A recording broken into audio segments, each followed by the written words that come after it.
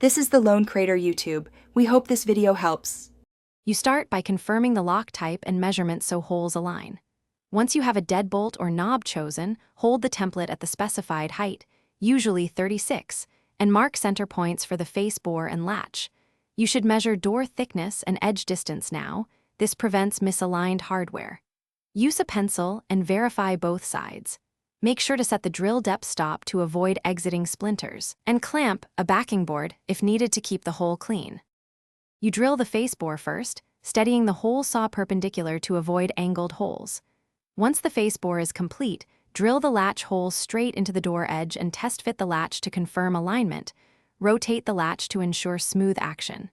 Next, mark and chisel a shallow mortise so the faceplate sits flush. Chiseling prevents gaps and binding. Once done, insert the latch and check the backset distance. Adjust with a file or extra chiseling. If the latch won't sit, you align the exterior and interior lock assemblies through the face bore, feed spindle and screws, then tighten screws evenly to avoid distortion. Next, position the strike plate on the frame using the latch as a guide. Chisel a shallow pocket so the bolt can fully engage.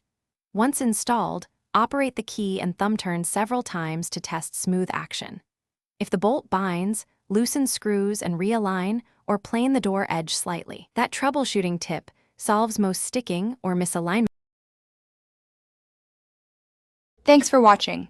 Consider subscribing if we helped you.